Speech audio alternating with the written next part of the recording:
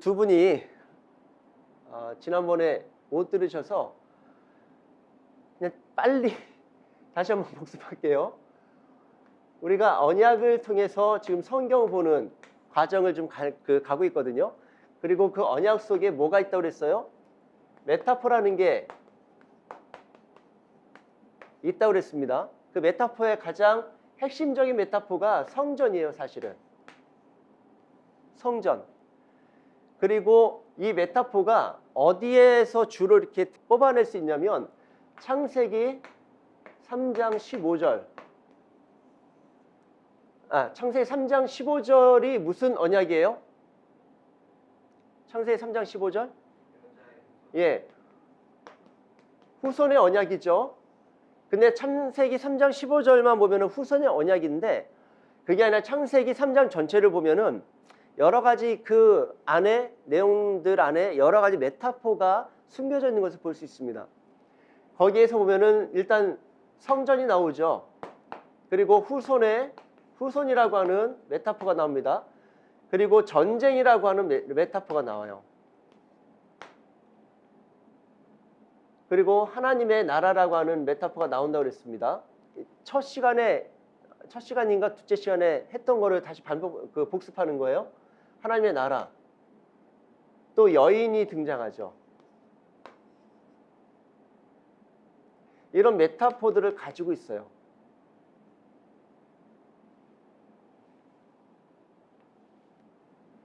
근데 메타포의 핵심은 성전이라고 그랬죠. 그래서 아마 이제 다음 주에는 성전에 대해서 우리가 좀 다뤄볼 텐데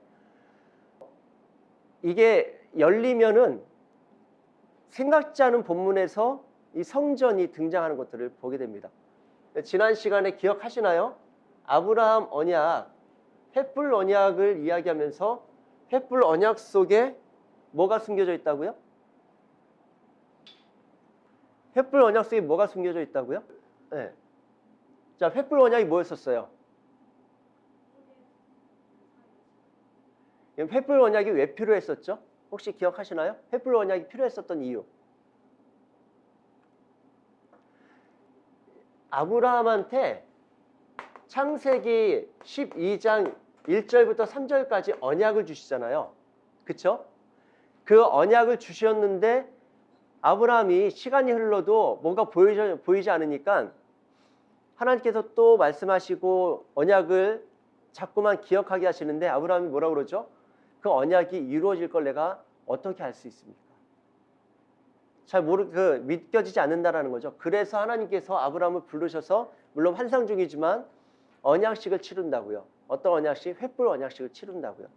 그거 뭐였었냐면은 짐승들을 갈라놓고 짐승들을 이렇게 갈라놓았다고 했죠. 뭐 3년 된 순양 또 3년 된 수소 뭐 이런 것들을 갈라놓으라고 이야기하십니다. 그래 놓고서는 이 갈라놓은 사이를 누가 지나간다고요? 예, 타는 횃불이 여기를 지나간다라고 해요. 예, 창세기 15장에 나와 있는 횃불 언약식이에요. 근데 여기에 담겨 있는 중요한 메시지를 히타이트 문서라는 걸 발견하면서 이 일종의 신학계가 한번 진동이 일어났습니다. 왜냐하면은 히타이트 문서를 보니까 히타이트 제국이라고 하는 그 제국에서 썼던 문서를 보니까 이 언약식에 대한 내용이 나오는 거예요. 그 언약식의 내용이 뭐였었다고요? 군주국과 종속국이 있죠.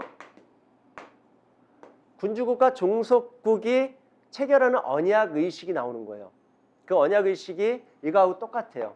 짐승들을 잡아서 쪼개어 놓고 쪼개할 때에 뭐 죽는 건 당연하고 죽으면서 뭐가 쏟아져 나옵니까? 피가 낭자했을 거 아니에요. 그러니까 그 낭자한 상태, 짐승들은 갈라져 있고 그리고 피가 막 낭자한 상태 그렇게 만들어 놓고 난 다음에 어떻게 해요? 이 사이를 지나가요. 지나가면서 우리 사이에 계약을 맺었는데 약속을 했는데 누군가가 이 약속을 깨면은 어떻게 된다? 이 짐승처럼 된다.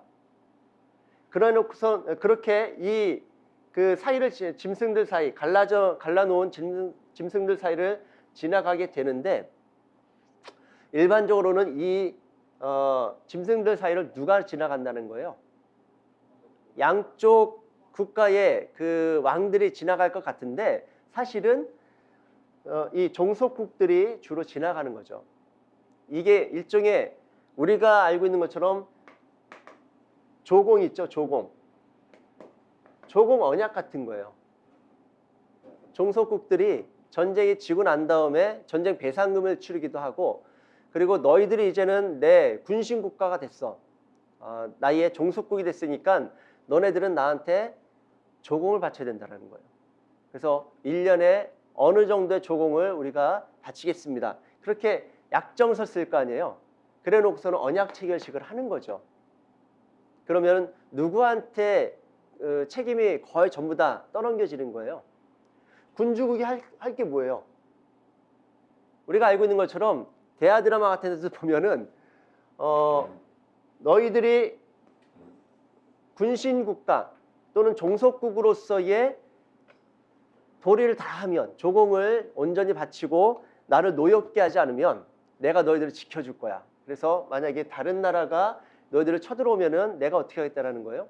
지켜주겠다. 뭐 이런 그 형식적으로는 그렇게 조약을 체결하는데 예를 들어서 진짜 다른 나라에서 쳐들어오면은 도와줄지 안 도와줄지는 누구 마음이에요? 이 군주국가 마음이죠. 안 도와준다고 이 종속국이 뭐 어떻게 할 수가 있나요? 그러니까 사실은 이 약정은 누구를 위한 약정이에요? 군주국가 또는 군주국의 왕을 위한 약정이에요. 그래서 이 사이를 누가 지나간다는 거예요? 지나간다는 의미는 그 책임과 의무를 다하겠다란 어떤 의미를 담고 지나갈 거 아니에요. 근데 여기는 종속국이 지나가는데 그러면 하나님과 아브라함이 계약을 체결했어요. 언약을 체결했어요. 그리고 이 방식을 따라서 언약 체결식을 하는데 그러면 지금까지 우리가 얘기한 대로 또는 세상적인 개념으로는 여길 누가 지나가야 되는 거예요? 아브라함이 지나가는 거죠. 그런데 누가 지나갔다고 해요? 횃불이 지나갔다고 그러잖아요. 그래서 신학계에서도 이 횃불은 하나님의 현현, 성령의 임재라든지 구약이든지 신약이든지 성령과 관계된 또는 하나님의 임재와 관계된 것은 다 불로 나타나거든요. 이 횃불은 누구를 상징한다? 하나님을 상징한다. 그럼 여기를 지나간 건 누구예요? 하나님이시죠. 그러면 이 언약의 책임을 누가 진다라는 거예요? 하나님이. 세상의 개념하고는 반대죠. 세상의 개념은 약한 사람이 힘없는 사람이 지나가게 되어 있는데 하나님은 언제나 우리를 그렇게 대하지 않으세요. 하나님의 역사는 언제나 그렇게 역사하지 않습니다. 당신이. 그래서 언약의 속성, 언약의 그 방향성에 대해서 우리가 처음에 얘기했을 때 일방적이라고 그랬었죠. 그러니까 이 약속을 지난 시간에 배웠지만 약속을 하나님이 주실 때 조건이 있었나요? 하나님이 아브라함한테 약속을 주실 때 조건이 있었어요? 예, 네? 없었어요. 본토 아비 집을 떠나라. 조건이 아니에요. 두 사람이 배웠으니까. 예, 조건으로 볼 수가 없다고 그랬었죠. 하나님은 뭐예요? 내가 너를 복을 줄 것이고 창대케 할 것이고 민족을 이루게 할 거야. 그리고 내가 네 편이 되어 줄 거야. 너와 동행하고 임마누엘로 함께 할 거야. 라는 약속을 일방적으로 주시는 거예요. 그래 놓고서는 아브라함이 그걸 내가 어떻게 하겠습니까? 사실은 아브라함이 그거를 요구할 자격은 없는 거예요. 그가 그것을 요구할 유일한 자격은 뭐예요? 하나님이 말씀하셨잖아요. 하나님이 약속하셨잖아요. 그러니까 하나님 나한테 그 확증을 좀 보여주세요. 그렇게 요구하니까 하나님이 이 언약식으로 확증을 보여주십니다. 무슨 의미가 있다고 그랬어요? 내가 지킬 거야. 근데 거기에다가 더해서 이 쪼개진 사이로 지나가면서 이야기 말씀하시는 것은 내가 죽음을 담보로 해서 내 생명을 내놓고 내가 이걸 지킬 거야. 생명을 담보로 한 것처럼 우리는 생각할 수 있는데 그게 아니라 내가 생명을 던져서 내가 이렇게 쪼개어져서 이 약속을 이룰 거란다. 이 메시지로 보는 것이 성경 전체적으로 볼 때에 맞다라고 생각합니다. 대체 왜 하나님은 이렇게까지 하실까? 그것이 하나님의 성품이기 때문에 그래요. 그래서 이 아브라함의 언약, 횃불 언약을 우리가 봤고요. 그 언약을 통해서 주셨던 하나님의 약속이 어떻게 이어져 간다고요? 이삭에게로, 그리고 야곱에게로, 그 다음 어디로 가요? 요셉에게로 넘어가죠. 근데 요셉은 요셉한테 위임을 해야 아니면은 다른 사람한테 위임을 하죠? 요셉인데 에브라임한테 이것을 위임을 하는 것을 창세기 48장이 나와요. 우리가 살펴봤죠. 그래서 계속 에브라임과 유대 지파 사이에 알게 모르게 알력 다툼이 있다고요. 왜 그래요? 유다는 야곱이 48장에 자녀들을 축복하고 떠나는 그 장에서도 볼 수 있는데, 유다도 규와 호를 이야기하면서 이 12지파 또는 12형제들 중에 으뜸 또는 첫째라는 개념을 담아서 축복을 합니다. 야곱이. 그래서 육적인 장자는 누구예요?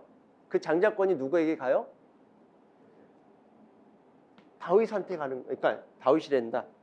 유다에게 하는 거예요. 유다 지파에게.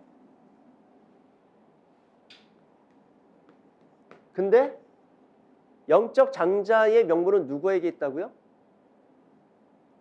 영적 장자의 명분?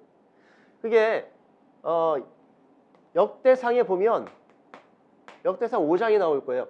역대상에 보면은 분명하게 장자의 명분은 요셉에게 있더라 이렇게 나오거든요. 근데 그 요셉이 누구에게 치환이 된 거예요? 에브라임에게.